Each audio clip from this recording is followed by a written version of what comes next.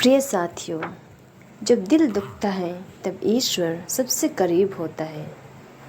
कभी कभी जीवन में ऐसा समय आता है जब हम बिना किसी वजह की दुखी महसूस करते हैं।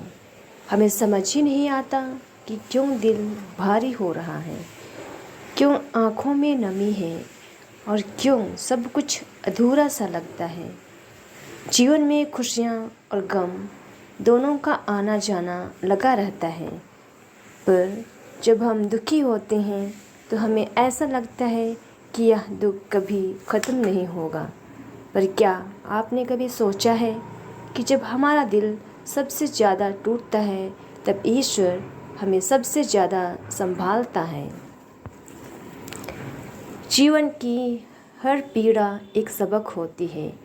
हम अक्सर सोचते हैं कि जीवन में सिर्फ खुशियाँ होनी चाहिए, लेकिन सच्चाई यह है कि पीड़ा और संघर्ष हमें और अधिक मजबूत बनाते हैं।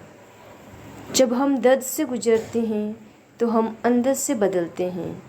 हम और अधिक सहनशील, समझदार और दयालु बनते हैं। अगर हमारे जीवन में सिर्फ आसान राहें होती तो शायद हम कभी कुछ नया नहीं सीख पाते।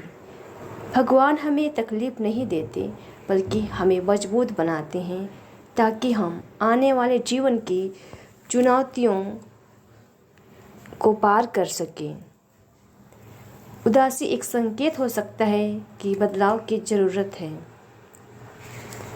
कभी कभी जब हम बिना किसी कारण के दुखी महसूस करते हैं तो यह संकेत हो सकता है कि हमें अपने जीवन में कुछ बदलने की ज़रूरत है। शायद हम खुद को नज़रअंदाज कर रहे हैं, शायद हम उन चीज़ों से चिपके हुए हैं जो हमें आगे नहीं बढ़ने दे रही हैं।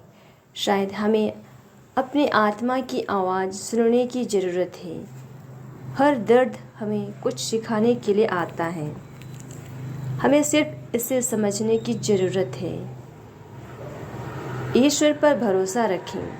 अंधकार के बाद ही रोशनी आती है।